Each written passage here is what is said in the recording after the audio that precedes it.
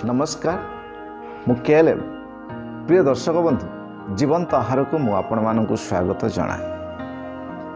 आसंतु आज ध्यान निमंते पवित्र बाइबल प्रथम पीतर 5 अध्याय 1 पदरु 14 पद पर्यंत पाठ करिवा।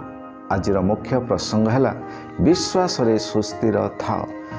अतएव जड़े सहप्राचीन पुणी ख्रीष्टଙ୍କ दुख भोगर साक्षी एवं आगामी गौरवर अंशाधिकारी जे मु तुम्भमानଙ୍କ ମଧ୍ୟରେ ଥିବା प्राचीन मानଙ୍କୁ अनुरोध करुअछि तुम्भमानଙ୍କର तत्वावधाନରେ ଥିବା ईश्वरଙ୍କ पलକୁ प्रतिपालन कर।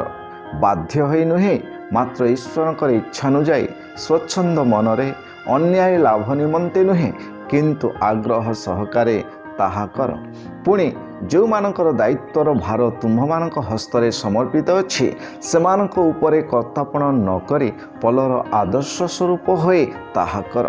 सेथिरे प्रधान पालक प्रकाशित हेबा समय रे तुम्हे माने गौरवमय अक्षय मुकुट पाइब। सेहीपरि हे युवक माने तुम्हे माने प्राचीन मानकर वशीभूत हुओ। समस्ते परस्पर प्रति नम्रता रूप वस्त्र परिधान कर कारण ईश्वर अहंकारी मानଙ୍କୁ प्रतिरोध करे नम्र लोक मानଙ୍କୁ अनुग्रह करते। अतएव ईश्वरଙ୍କ बलवंत हस्त तले आपणा आपणा को नत कर जेपरि से तुम्भमानଙ୍କୁ यथा समय रे उन्नत करिवे। तुम्भमानଙ୍କର समस्त चिंतार भार ताहांको उपरे पकाओ कारण से तुम्भमानଙ୍କ निमंते चिंता करନ୍ତି।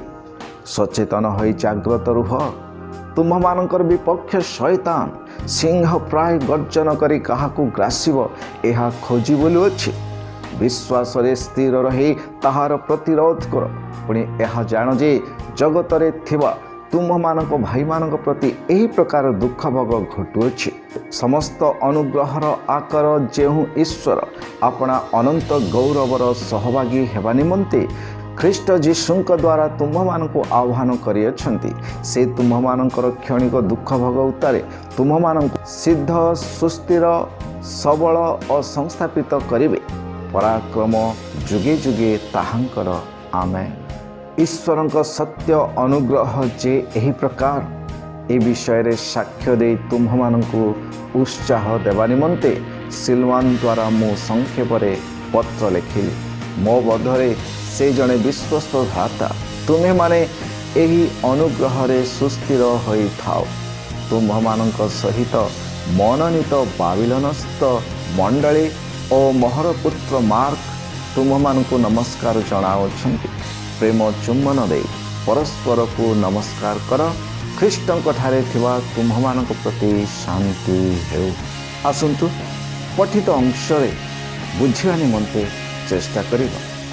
पीतर प्राचीन मानकु सेमानकर तत्वावधान थिबा पल्लकु उत्तम आदर्श होई आनंद रे प्रतिपालन करिबा निमंते और युवक मानकु नम्र भाव रे सेमानकर प्राचीन मानकर वशीभूत हेबा पाए परामर्श दियंती। सेमानकर प्रत्येकंकु अपना अपना चिंतार भार ईश्वरଙ୍କ उपरे पकाई विश्वास रे सुस्थिर हेबा पाए उत्साहित करंती। 1-11 पद अनुसार पीतर पुनर्बार विश्वास रे सुस्थिर हेबा पाए अनुरोध करंती। से मार्क और बाबिलोनस्थ रोम रे थिबा मंडलीर शुभेच्छा ज्ञापन करी और ख्रीष्टଙ୍କ ठारे थिबा प्रत्येकଙ୍କ प्रति शांति कामना करी अपना पत्र को समाप्त कले। पठित अंश रे ईश्वर के अटंती ताहा माने चिंता करिवा। आम्भमानଙ୍କ समस्त चिंतार विषय रे परमेश्वर चिंता करंती और तहिर तत्व नियंती। ईश्वर आम्भमानଙ୍କର जीवनर मुकुट। ईश्वर आम्भमानଙ୍କ जीवनर छोट और बड़ समस्त समस्या और विपद को जानती एवं सक्षमतार सहित से आम्भमानଙ୍କୁ साहाय्य करि पारंती।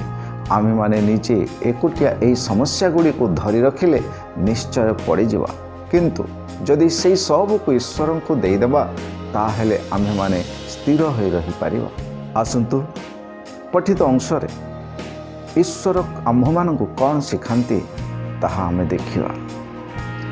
8-9 पद अनुसार आत्मिक भाव रे आमे माने जदि सोई पड़िबा ताहेले आमे माने शैतानर शिकार होई जिबा। विश्वास रे स्थिर रहू।